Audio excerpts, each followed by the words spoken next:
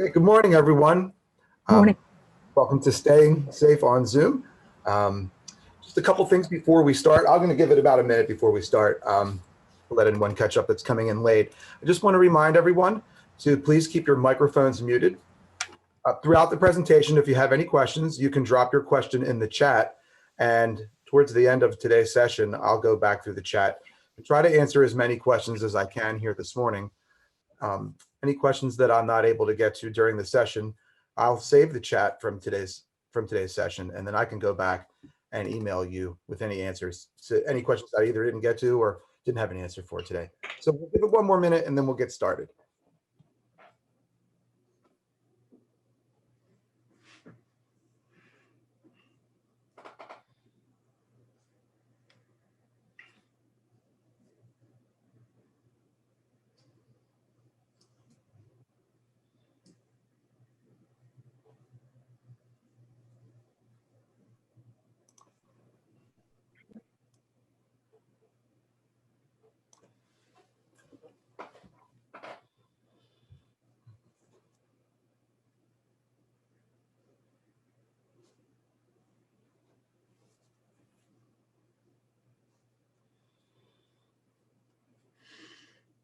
All right, we might as well get started. Again, welcome.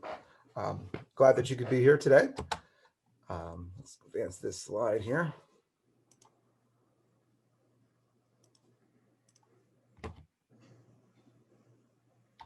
All right, so today's session for Tech Day 2021, my session, is Staying Safe on Zoom. And I'm your host, Damon Honeycutt. Again, thanks for joining. So today we have some goals that I'd like to accomplish through this session. First one being, we're going to learn how to locate and update your Zoom app, the desktop app that is. We're going to do that right away. We're going to examine in-meeting and pre-meeting security features, features that you can use to help keep your Zoom meetings safe. And we're going to discuss some Zoom bombing mitigation strategies that we've used here at the college over the last 10 months to mitigate some of the Zoom bombing that we've seen. All right, so let's jump right in. So for those users that are on Windows-based machines and Windows 10-based machines specifically, to locate your Zoom app, what you'll need to do first is to click on the Windows icon in the taskbar. You could also hit your Windows button on your keyboard if your keyboard has a Windows button. And then in the list of apps that you'll see on the left, you'll want to scroll down to the very bottom and you'll click on the Zoom folder there. You want to make sure that you're clicking on the actual Zoom folder that we're using here in terms of Zoom, the video conferencing app. Some of you on your computers might also have a tool on there, Zoom, which is a screen, like a screen reader almost. It actually zooms in on text. So once you've located the Zoom video conferencing app, you can go ahead and click on that to launch that. Now, if you're on a Windows 8 machine, some of you might be on Windows 8. It's a similar way to find it. You'll click on your Windows icon in the taskbar or on your keyboard. You'll click the down arrow to access the apps, and then you'll scroll down to the bottom to where you see Zoom. And again, you'll click on that to launch that. And then anyone that's on a Windows 7 machine, there might be one or two of you out there. It's pretty much the same way to find it. So you'll click on that Windows button, scroll down through the list of programs and find Zoom. So on all versions of your Windows machines, whatever version of Windows you're on, you can pin the Zoom desktop client to your taskbar so that you can find it rather easily. You can also create a desktop shortcut. Typically, when you load the program on your computer for the first time is when you'll have the opportunity to do that. So pinning it to the taskbar is also a good option so that you can find it quickly. Now, if you're on a Mac, and some of you may be on a Mac, to locate the Zoom app that you'll need here, you can click on your Finder icon in the dock. I'm going to go back real quick. So you'll click on that icon, then you'll look in the applications window that appears in the left in the new box that's there, and then you'll scroll to the bottom and find Zoom. And then if you have Launchpad on your dock, the dock is like the toolbar essentially. on a Apple machine, Mac, you can find Zoom from there as well. All right, so this is a screenshot of what the Zoom application, the desktop app, looks like on your computer, and this is the same for Windows and Macs. This is what it looks like when you're not signed in. It is possible to be in a Zoom meeting like we are right now and interacting with the Zoom interface, but not actually be signed into Zoom. So one of the safest ways that you can use Zoom and the tools that Zoom provides for security is to make sure that you are signed in at some level, so Zoom knows who you are, essentially. So if you click on that sign in button, the next screen that you're presented with is this one. Again, the same on Windows and Mac. For our purposes, right now, we're not on a single sign-on environment with Zoom. At some point, I do expect us to arrive there, but I don't believe that it will happen during this school year. If and when it happens, it'll happen sometime after that. For your school Zoom accounts, make sure to never connect it to your Google or Facebook sign-ins. Doing that takes away a lot of the admin capabilities that I have to oversee your accounts. I won't be able to reset your password or add licenses, add a webinar license, and things like that. So you'll always sign in from the left. So you'll enter your Bucks email, unless I've set up a Zoom account for you with a different email. There are some of you out there. So if it's your whatever email it is that you're using on Zoom, you'll punch it in there, and then you'll use your Zoom password. Again, it's not connected to our single sign-on environment, so it doesn't necessarily mean your Zoom password is the same as your Bucks One login password. All right, so then once you've signed in, this is essentially what the screen looks like. This was my screen yesterday morning when I took this screenshot. Again, this is a blown up version of it. So what we want to do is, for everyone that's now signed into their Zoom app, to the top left corner there, you'll see your initials. On mine, you see my profile picture there, the Bucks picture. So what I'd like everyone to do is to click on that. That's the top right corner on your app. Okay, so once you click on that, you'll see that this box of different settings opens up right underneath it. So what we want to do is we want to scroll down through those settings and look for check for updates. This is where you'll update your Zoom desktop app. It's really important, especially nowadays, since Zoom is sort of in the Apple territory and Windows territory, where they're issuing updates pretty much every week. If you get far enough back on an update, you'll notice that some of your Zoom features won't work. So I recommend checking weekly, maybe first thing on Monday, whenever it's convenient for you, but I recommend doing it at least once a week. Now, when you're on a Zoom call and you check for updates and there is an update there, it will only let you get so far in executing that update while you're in the call. So I suggest for anyone right now that does see they have an update, wait to run the update until this session is over before you go on to your next session for the day. Again, this is one of the most important things that you can do for yourself on Zoom to make sure that you're using all the security features that are there, and they update them regularly. Some of them you would have to execute yourself with this update. Some of them that are in the background are things that you can't affect. And we'll examine what some of those features are as well. The ones that Zoom is that are just there for you. All right. So some of the in-meeting settings that you have. So in-meeting settings, typically you'll be able to access from one of several areas. One of them will be the Zoom toolbar. So for when you're not sharing your screen, your Zoom toolbar is typically at the bottom of the screen, and it'll disappear after several seconds of inactivity on the screen if you're not moving the cursor around or interacting with those tools in some way. Once you're starting to share your screen, those tools actually move to the top of the screen.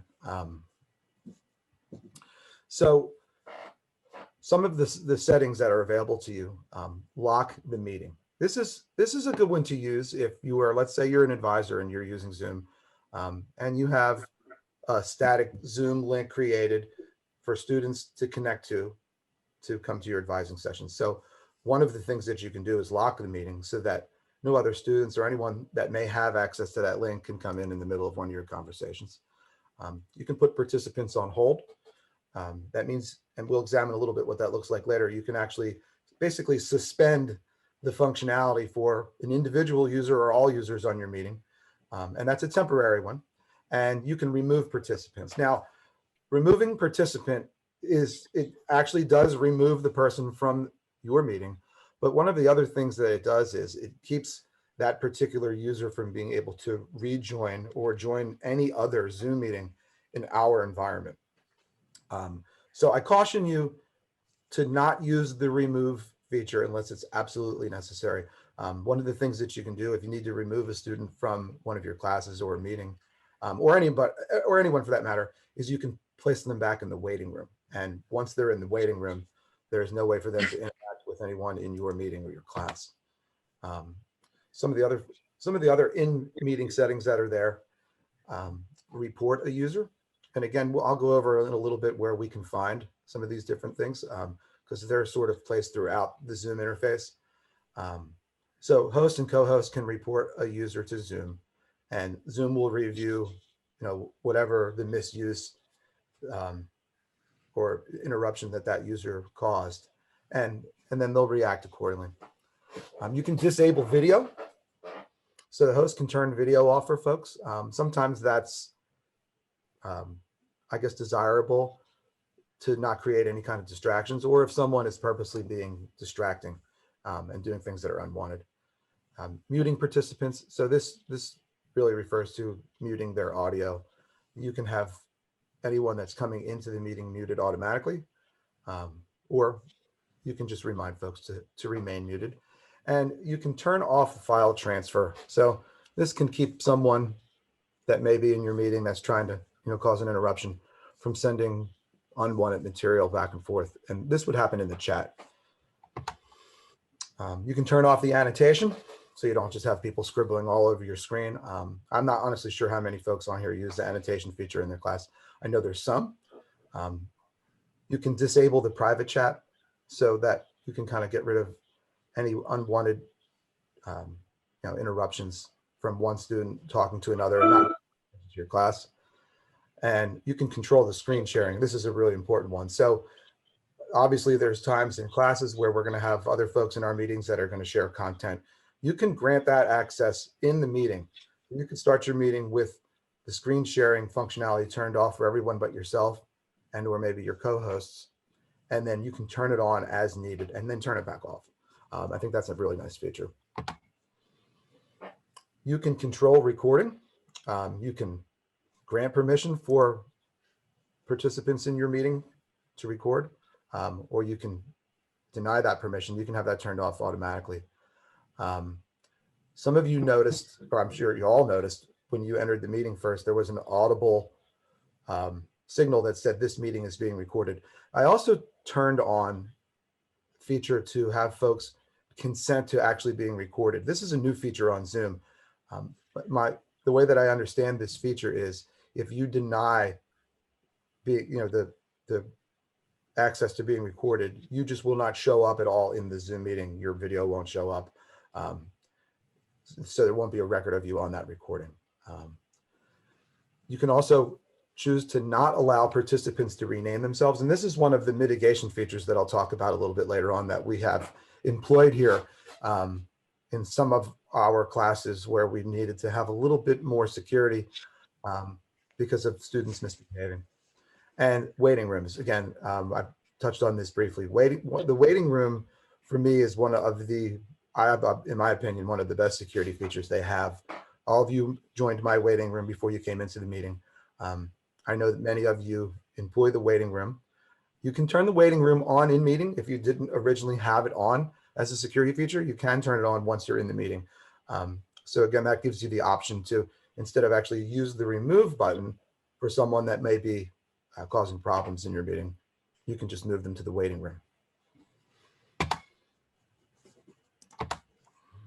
All right, so the security options that are in your toolbar. Now, right now, I'm the only one that's a host. So only the host and co-hosts see the actual security tab that appears in the Zoom toolbar. But all of you here that have hosted one of your own meetings at one time or another, and I'm going to guess pretty much everyone has at this point, you'll see this security tab in your toolbar, if you're not sharing your screen, it'll be at the bottom. And in the screenshot here that I provided, you can see the security tab as the next feature over from the microphone and camera icons, where you can control your own camera and mics. So the screenshot that I took here of the security tab doesn't actually show all of the options that you get in the security tab. There's quite a few. And even though I'm sharing my screen, when you share your screen on Zoom, it doesn't actually share the tools. So you're not able to see mine. But in mine, at the very bottom of mine, this is one of the new ones where it says suspend participant activities. So suspending participant activities will turn off any kind of camera, microphone, ability to use chat, ability to share their screen, to be able to restart their video, and to be able to unmute themselves after you've muted them. And that can be a temporary one. You can, again, the remove participant. And again, I caution you to not use that as your first option. And then there's some other choices here. I can lock the meeting. I can enable the waiting room. And I can also hide people's profile pictures. Again, this is one where, although we didn't use that particular feature to mitigate what was happening or what had happened in one of the classes, the fact that this particular person was able to use their profile picture, they were able to use their profile picture in a way that was sort of offensive to people. And I'll talk a little bit more about what we did in that case a little later on in this. So where you can also find some of these security features is in the participants tab. So this is a screenshot of my machine yesterday. I joined my two Zoom accounts together just so I could get the screenshot, so you can see what some of the features are that are involved in there. Again, you'll see there's multiple options where you can do certain things, putting people in the waiting room. So that would be in your security tab, and it's also in the participants tab there. Remove and report. I can, excuse me. Some people have house phones, right? It's actually cheaper to have the house phone than not have the house phone. It's crazy world. All right, so like I was saying, in the chat feature, you also will see some duplication of some of the security features that are there for you. Let's go on to the next slide here. So Zoom does do some things in the background already to protect your security and to protect your data. So we'll cover a little bit of what some of those are. And then I want to move to the Zoom website to take a look at some of the things that are available to you as Zoom users that you can manipulate. So one of the things that they do, of course, is they encrypt their meetings. They use the advanced encryption standard 256. That doesn't really mean anything to me, and I'm sure it doesn't mean anything to most of you. This is one of the ways that they're encrypting Zoom meetings. They're using some audio signatures, which I found this one kind of interesting. It embeds a user's personal information in the audio as an inaudible watermark. This is kind of similar to what happens on platforms like YouTube to keep copyright infringement from happening. It's a similar type of tool. So if the audio file is shared without permission, and essentially that's really the whole meeting. If the whole meeting is shared without permission with the audio attached to it, Zoom can actually identify which participant recorded the meeting, so long as that they're a known user on our platform. I mean, and again, I'll go into a little more detail later about some of the ways we can identify people that are known and maybe aren't known to us. They watermark screenshots. You can use a local recording storage instead of in the cloud. I know some folks prefer that.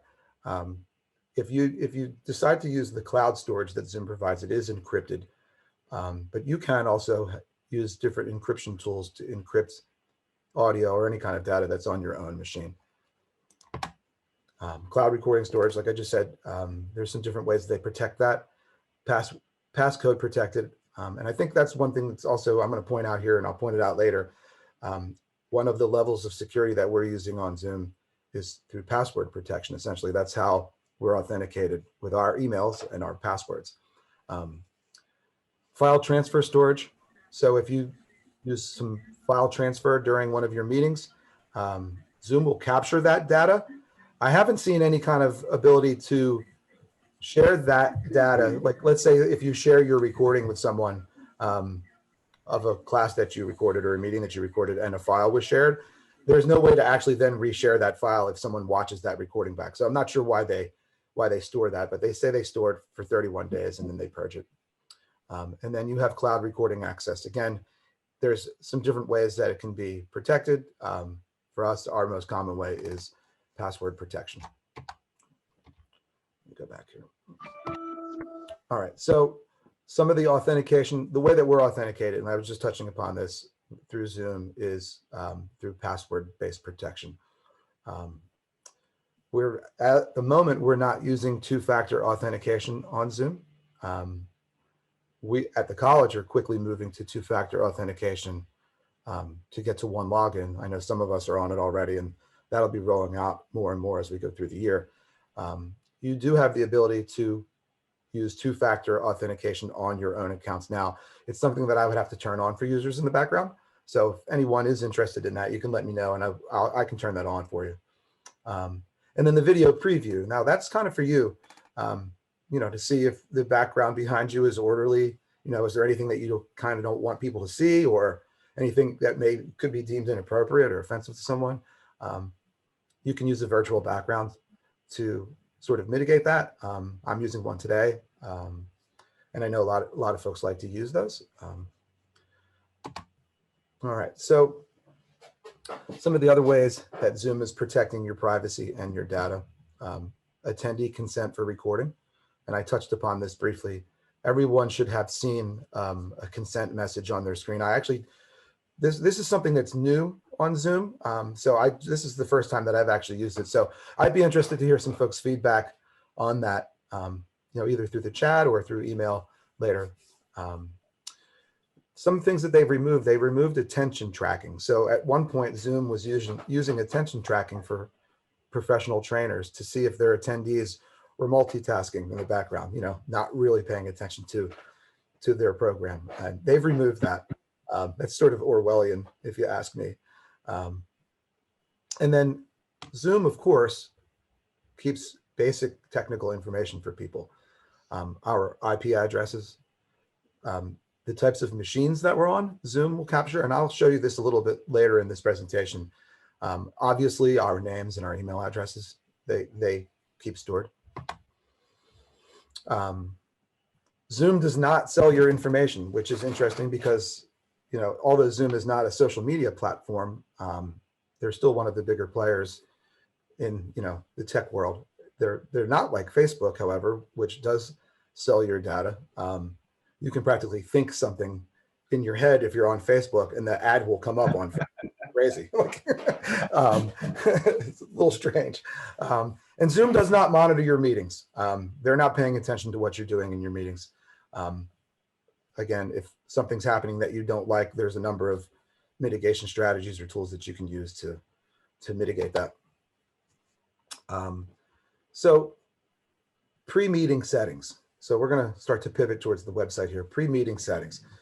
Securing your meeting should start before your event begins. If there's any takeaways from this session today, this I think would be the biggest one that I'd like to convey to everybody is securing your Zoom meetings should start before your event begins.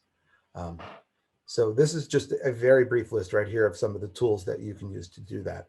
The waiting room is the one that I prefer the most.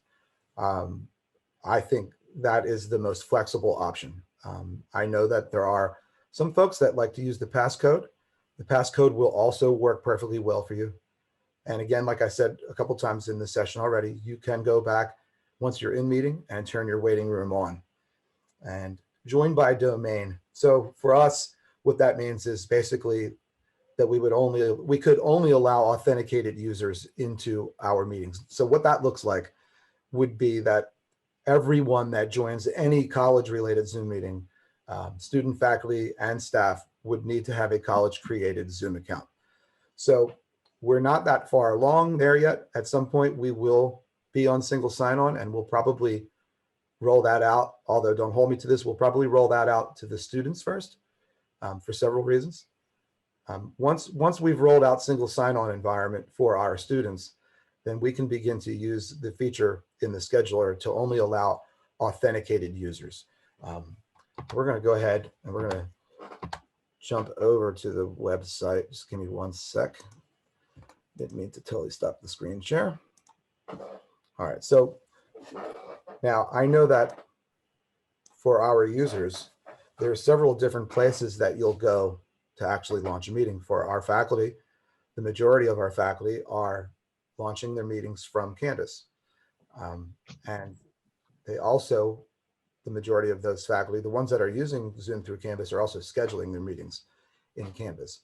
So I want to take a look at what those two interfaces look like, the Canvas side of the scheduler and the Zoom.us side of the scheduler. I will say that going to the Zoom website has the most robust tools and features in there. Once we go over to the Canvas side, it starts to get a little skimpy. And once you go to the app side to schedule, it's even more skimpy. So I suggest, obviously for anyone that's not using Canvas, to use the Zoom website to schedule your meetings. Don't use the app to schedule them. Go straight to Zoom.us. So let's start here at Zoom.us. So we're going to go right from the beginning. So at the top right corner, you'll see the sign in button here if you're not already signed in. If you are signed in, you'll see something that says like my account or something to that effect. So we're going to go ahead and I'm going to sign in here. We're going to take a look at some of the features that we have here. Save that. Let's try that. You'll see that they're doing some CAPTCHA features already on their website for authentication purposes. I guess robots can't do CAPTCHA. All right, so over here on the left-hand side, you'll see under the personal tab, you'll see we have profile, meetings, webinars, recordings, and settings. So we're going to first look here at the settings tab, and then we'll get into the schedule a new meeting. So clicking on settings at the top here, you'll see we're provided with 3 different areas of settings: meeting, recording settings, and telephone settings. So I'd just like to really just examine the ones that are relevant to this session today, which is really the security features. And you'll see they're right here at the top. The first one, require all meetings are secured with one security option. I have that turned off for mine. I'm not sure why or how this one is particularly useful to us, so I haven't really used it at all. You'll see right underneath is waiting room, and I have waiting room turned on. Now, the settings that we're looking at right now are all settings that are also available to you. These are not admin settings that I'm looking at. I do have another set of admin settings under those 3 categories that I can force on all accounts. These are just ones that are for the individual user. So again, these will be ones that you can see as well when you sign into your Zoom account. There's some waiting room options here that you can choose to use or not use. Require a passcode when scheduling new meetings, require a passcode for instant meetings. I have the passcodes turned off because, again, I'm not particularly fond of the passcode. If I were to use the passcode, you can see that I have this embed passcode in the link. This just makes it a little bit easier for your students or folks that are joining one of your meetings to come in with the passcode as the authentication. They won't have to stop and then also enter in something else. It's embedded in the URL. Now, here's this feature here that I mentioned briefly. Only authenticated users can join meetings. So I have this one turned off. Again, the reason it's turned off is because I am meeting with people on Zoom on my own links that aren't in our Zoom environment, as all of us are. Again, our students aren't necessarily Zoom account holders. They don't also necessarily have a college created Zoom account. There are some instances where we do have some students with those. Some of the clubs have Zoom accounts, so some of those students have access to college created ones. And in a little bit, I'll go over some mitigation strategies that we've used where I did authenticate a class. So then in that instance, for the instructor whose class I authenticated, that feature was turned on. And then there's some different levels of this meeting authentication, some options, being allowed to join the meeting or being blocked from joining the meeting if the waiting room is enabled. You can, and this is also important, if you do ever get into a situation where you're using authenticated users only, you also want to authenticate only from the web client, because apparently this only authenticated users can join button, this first one, applies only to the Zoom app, which is weird. I'm not sure why that's like that, but so you would have to use actually both of those, or you could have a student that could just bypass the Zoom app and use the web version of it, the web client. And you can also approve or block entry of users from specific regions or countries. Again, this isn't something that we've had to use, but this is really a deep feature. My opinion is if you're turning this on, then there's some, obviously some real problems, and we would just recreate your links at that point and issue new links. And then there's some scheduling meeting options down here with being able to turn on video, turn off video, using your personal meeting ID. So this is another thing, and I'll talk a little bit more about this when we're scheduling, but unless you're meeting with a colleague, never use your personal meeting ID, ever. Let Zoom create a unique link for your meeting. Again, you can set recurring meetings if you need to have the same link over and over for, let's say, a class that you're in, or advising sessions for the year, or a meeting for your committee, anything like that. Let Zoom create that link. Again, and then there's just some more options down here. You can see these on your own if you want to go to zoom.us and just start to poke around. If you have any questions about what any of these things mean, and you're not sure if it would be useful to you or not, just send me an email and we can meet on Zoom, or I can, try to answer your question in the email. Did you just say don't have that on the personal ID? Right. Yes, I caution the use of the personal meeting ID outside of colleagues. The reason being, you could use your personal meeting ID. You could have used it last semester to schedule all of your classes, let's say. And now let's say we're coming into the spring semester and you have a whole new set of students. All of those students have that link too, and it's possible for them to still click on it. It'll be active all the time because it's your personal meeting ID. I haven't shut mine off because, again, I do find it useful for when I'm meeting with colleagues. I have a vanity one, it just has my name or has the media services right in it, so people see it and they know exactly what it is. So I do find it useful for some situations, but I would definitely not for classes. Never use it for a class or a meeting outside at all of colleagues. Again, if you have any questions about any of those features that if you start to take a look, just drop me an email, and I'll try to answer your questions on those ends. Now, let's jump into the scheduler, because this is really where, when you're protecting your meeting, this is where it starts, right here in the scheduler. And there's a couple really, maybe seemingly innocuous features that are really some of the heavy hitters for you. So as we go down, you would name your meeting, whatever it is, if it's the name of your class, your course, whatever it is. I won't go through all the scheduler. It's, pretty self-explanatory, but right here where we are, this meeting ID, you see on mine, it defaults to personal meeting ID. I'm not sure if that's the same for everybody. And I honestly don't remember that always defaulting like that, but it has been recently when I want to go to schedule a new meeting. So you want to make sure that you click on generate automatically, especially when you're using the scheduler. And then underneath that, we have these security features right here available to you. Passcode. So you can use the passcode. And again, there's two different ways to use the passcode, where you actually have to have someone key in whatever your code is that you've created for that meeting, or it can be embedded in the URL. Or you can use the waiting room.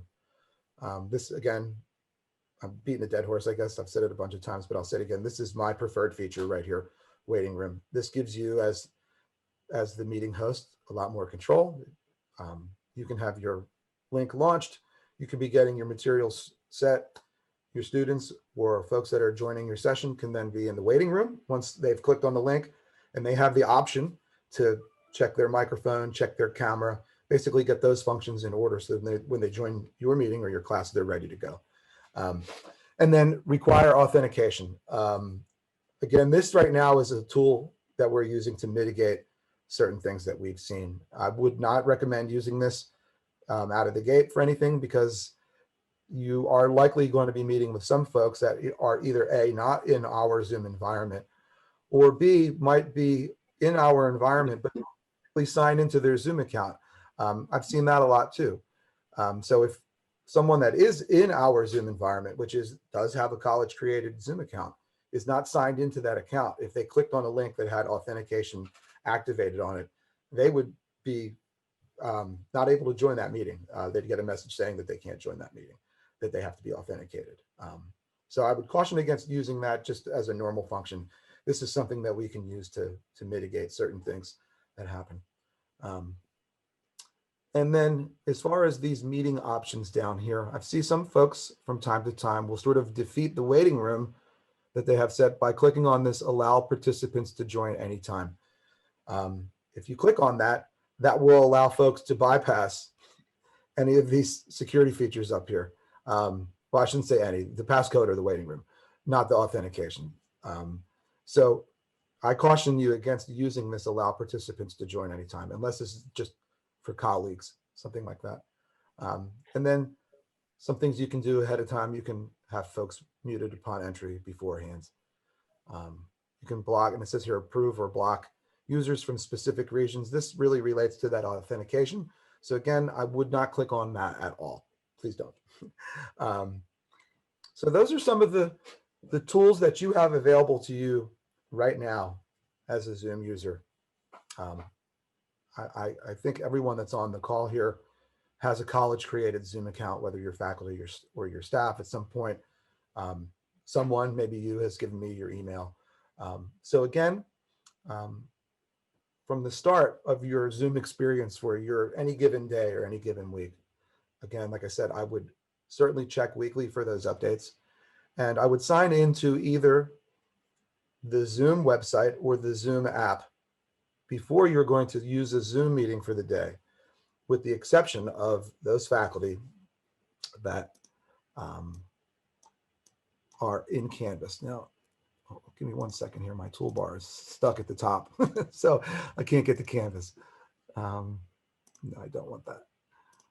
All right, so Zoom in Canvas. Now, there's an LTI that we use to connect our Zoom account to our Canvas account.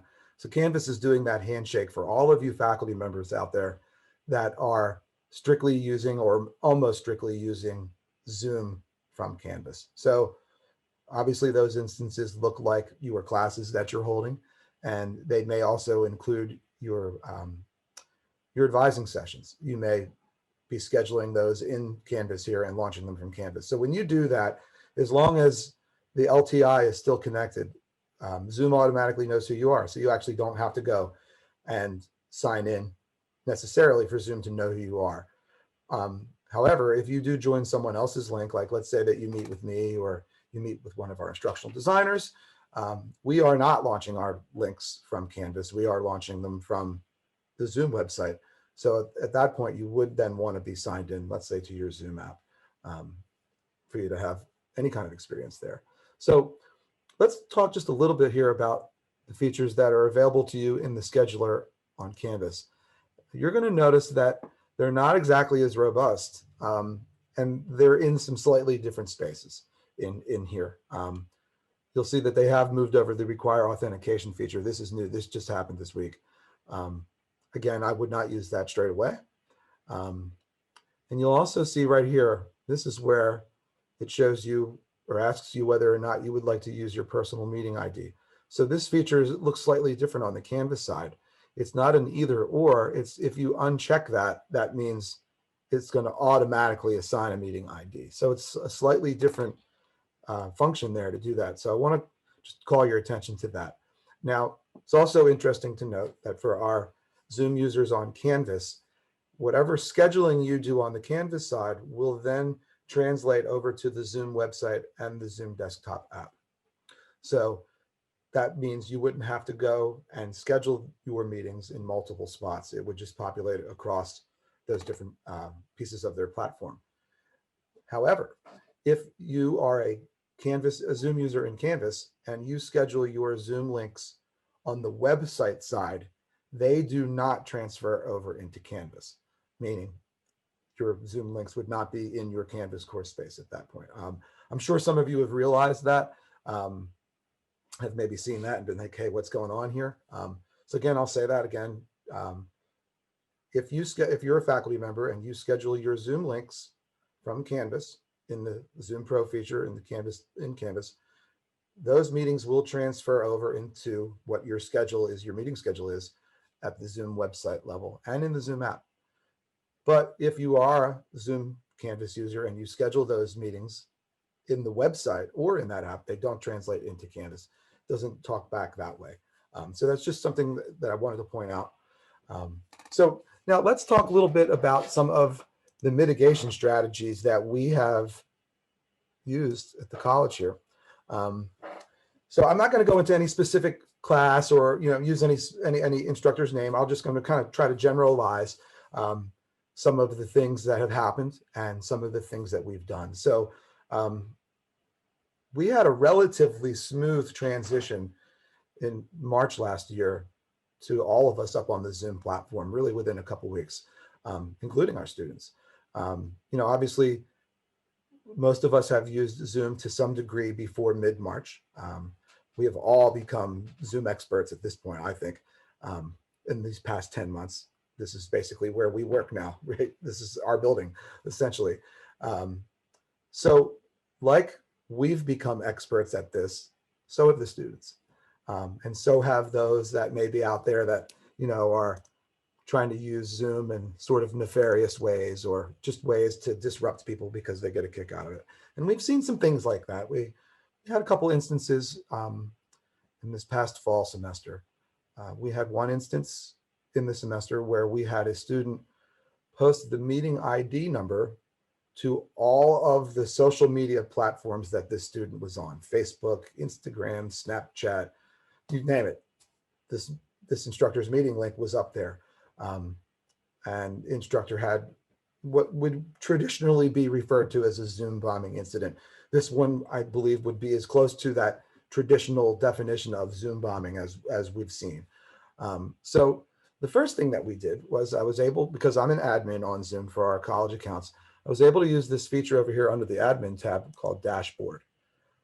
So what this dashboard gives me access to as one of the Zoom admins for the college is a host of ways to see who is on our meetings. So at the top here, you see we have some different tabs. This meetings tab, if you click on the meetings tab, you can see right now the live meetings that are going on. And you can see ours is right here, Tech Day, staying safe on Zoom, right? And you'll see the number of participants that we have. So if I go ahead and click on that, it will give us online sort of spreadsheet, if you will, that gives us quite a bit of information about those that are on the meeting. So you'll see it shows the names that we're using here on the left. These are either the names that Zoom knows belong to you or what you've told Zoom your name is. You can, meaning you can rename yourself. So some of the things that you'll see here are the devices that folks are on and the IP address that you're coming from. So the fact that Zoom is showing us the IP address of our users has been a helpful tool for us to mitigate some of these Zoom bombing incidents that we've seen. So one of the tactics that we've employed for all of the Zoom bombing incidents that have been reported to us is to first obviously come here and I can export this in a CSV, so in an Excel file, and then cross-reference the IP address of perhaps the person or persons that we've suspected were in our meeting causing problems. And I say suspected because for some instances, we weren't 100% sure who the person was that was causing the issue. In some of the instances, we were pretty sure right away. But we use this as a tool to confirm that. So what we did was we took the IP address that was listed in the Zoom meeting for that particular user or users, and we cross-referenced it against our known one login IP addresses. So in 3 of those 4 instances, we immediately got a one login hit that came back with a known user, and it gave us that particular person's name. So we're able to use that information to mitigate any further type of Zoom bombing from that person or disruptions from that person or persons, I'll say. So that's been a tool that we've been able to use. Quick question. Oh yeah, go ahead, Matt. Oh, it is possible, although I'm not sure the technical capabilities of the students, to use a VPN. Yep. Which, hides your IP address. Yep. And I think it's really great, number one, that you also cross-reference to the OneDrive login, because there's a very good chance that if they're using an IP address to log into, what is it? Not OneDrive, but One login. one login, and then they're using the same IP address to log into Zoom. Oh, you found the person even if they are behind a VPN. However, I guess but a VPN does, can switch your IP according to, their whims. So Correct. that would be an instance where if the IP changed, I guess you wouldn't be able to catch them. Exactly. But yeah, that would be. I was just thinking about that, which is like if they are sneaky and they know how to use a VPN, like those are often used for DDoS attacks. Well, it's interesting that you point that out, because we did run into an instance where we weren't necessarily sure if the student was using a VPN to connect to the class when they were causing problems, or whether they were connecting, let's say, from somewhere like a shared Xfinity Wi-Fi hotspot. Like, especially like when you're in the city, you have everybody has a Wi-Fi router, at least one. So those signals are pulled together to create like a hotspot for those users, so they could log in from a different IP address. So we did see something like that. Again, we weren't 100% certain it was a VPN. We weren't 100% certain that it was, some sort of hotspot like that, like I'm mentioning. And Verizon has the same type of capability. So what we did for that particular class is we authenticated the entire class, meaning I created Zoom accounts for every one of the students in this particular class. I met with the class and explained to the students that we were authenticating the entire class, that they had Zoom accounts created for them, walked them through how to accept those Zoom invites and complete the setup on their accounts. We gave them a number of weeks to complete that. We didn't automatically authenticate, like, very heavy-handedly, authoritarianish. We gave them fair warning. Hey, this is what we're going to do. They were all aware that there were problems in the class, and obviously the students that were not the issues were very appreciative of this mitigation method. I will say, it ended any of the shenanigans that were going on in that particular class. They were done immediately, because those students could not join the class without signing in, and with signing into their Zoom account, we knew exactly who they were, and they knew that we knew that. So that was a great strategy for us to use. Again, at some point, we will all be on single sign-on in the Zoom environment. I don't know when that will be. And again, like I said, my feeling is we'll authenticate the students first, because the faculty and staff that we need to have Zoom accounts and know how to use them are already doing that. Obviously we'll get new faculty members and new staff members. It's much easier to get those few people up and running without having to have them single sign-on as it is with the students. So I expect at some point we'll start there. Let me go up to the chat just to see if I can answer any questions that came in. I did see the chat, some things happening in the chat. And again, I'm going to save this chat. So if I don't get to your question or can't really answer it here, I will get back to you with an answer. So I'm just going to kind of start at the top. Is there a way to change my Bucks assigned password? So Pat, I assume you're meaning the password on your Zoom account. Is that what you mean? And you can unmute and talk to me here if you want. Yeah, Damon, you assigned me a password, and I was just wondering if I could change it. Yes, you can. So if you sign in to the Zoom website, like I showed you guys at zoom.us, when you land a profile page, you'll have an option somewhere on the page there to change your password. You can change it right there. It doesn't ask you to confirm the password, so make sure you know what you're typing. You know how, like, a lot of password changers, they make you type it a second time, so you make sure that you typed it right the first time. Zoom doesn't have that. So if you get in an area like where you've reset it or you don't remember it, just send me an email. I can go in and reset it always. Ralph said you weren't seeing any of my screens. Did that clear up, Ralph? I mean, I stopped sharing now. I think you're muted, Ralph. I'm not hearing you.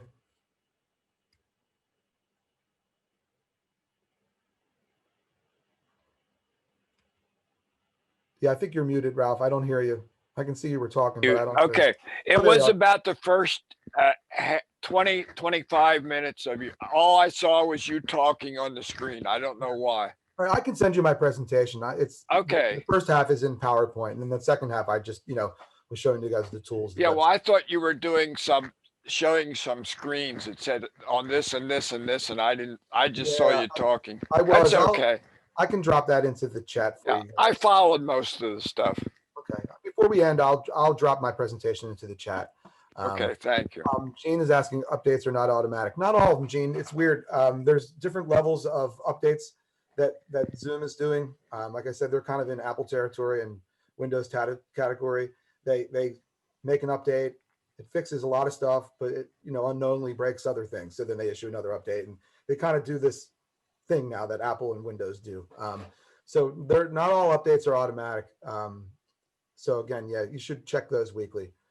So about once a week, put a reminder to check the Zoom app, or maybe before I start my class, because I'm only teaching once a week. Yeah, I think it's a good idea. Definitely do it before you start, because it won't fully update when you're in call. It'll make you drop the call, or it'll just kind of hang there until you end, whatever meeting you're in.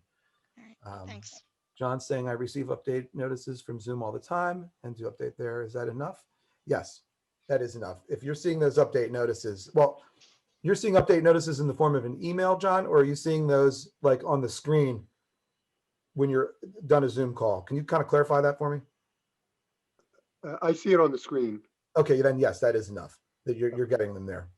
LTI. So Gene had another question. LTI. LTI is a tool that technology companies use to integrate, one tool to another. So for Canvas has a lot of integration with, all sorts of different companies. So there's either an LTI, which is sort of the clean and easy way to do it. It sort of automatically does it with a couple pushes of buttons, or there's the really dirty method where you have to go in and do it all manually. And that requires usually someone like on the Canvas side, that requires Sue or Jenny now. It used to be George Lynn. And then if it's Zoom, it requires me to either sit down together or be on a call together, because there's information on one screen that's needed, and then there's information on another screen. So LTI just makes it a lot easier. So when you were using that acronym, you were just referring to the integration between Canvas and Zoom? Yes. Okay, gotcha. Yes. It's nothing that we really need to know. No, it just happens automatically and magically. Thank God. Okay, thanks. Where is the block recording by students located? Okay, so that is not exactly listed as that, but that feature is at the Zoom website level under the recording tab. There's a button that you can turn on or off there that will allow participants to record. Participants can also ask for permission in meeting to record. There's a little button that, for them to ask permission, and you can just deny it if you don't believe that it's necessary. But that's in the Zoom website area. And if you can't find it, just shoot me an email and we can hop on a call and I can go over it with you.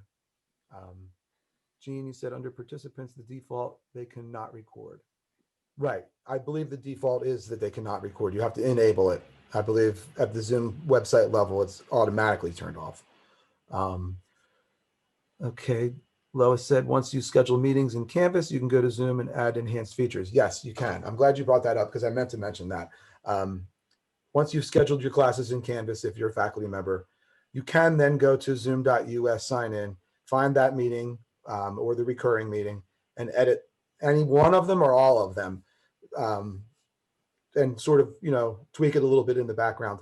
Again, those settings that you have at the Zoom website level, regardless if you're scheduling in Canvas or scheduling at the Zoom website side, will apply to your account. Like those little, and it's really in the weeds type of details, like with the recording, like what it will record versus what it won't record. And there's a whole host of those types of features that will apply to you, even if you're scheduling on the Canvas side. Pat said, will we have access to the recording of the session? Yes. I'm not sure when or exactly where we're going to post it, but this will be available. Was there disciplinary action taken against the students who did the Zoom bombing? Yes, that's a great question. There were different levels of disciplinary action taken through several of these different Zoom instances. I'll say the class that I had to authenticate, that was one where the teacher, I believe the instructor handled that sort of like taking some grade points away from the student for that type of disruption. The student wasn't removed from the class ultimately. There was one level of disciplinary action where the student was removed from the class and the instructor somehow got the work to the student so the student could complete this work on their own, but was not allowed back in the class. And I do know that one of the other instances, the dean of the area for this particular instance called the student and had a meeting with the student and the student's parents. So there's been some different levels of action taken. I don't know that we necessarily have one set way to handle all of these different things that are coming at us. Again, we're dealing with, this is across different departments. So ultimately the person that's in charge, that lands in charge there, is the dean of those areas. And the type of Zoom bombing incident it was, or, how bad it was, I guess, for lack of a better term, also factored into that. But yeah, there were some different things that happened. Lois is saying, is there a way to get the participants list in alphabetical order? No, that list, I mean, I guess if you took the CSV list, you could import it into an Excel sheet and run a cell on it that would then do that for you. But that's like, a couple different tools away. Zoom won't do that for you. It puts them in the order that they first came into the waiting room in, and then in the order that they were let out of the waiting room and into the class in. That's all they do for that one. All right, we're a couple minutes over actually. Thank you again for attending this session.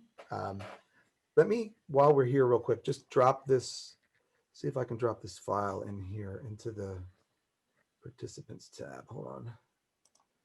It's actually not allowing me to do it. All right, well, I will make my presentation available to everyone. I'll figure out how I'm going to do that. I obviously have a list of everyone that was in the session. So if it's a matter of me just emailing that to you, and I'll download this recording today and put it into my OneDrive, and then I can also send a link out. So give me a day or two on that, and then I'll have that all sent out to you. Again, thanks for attending this session. I hope you learned something about Zoom to help keep you safe on Zoom.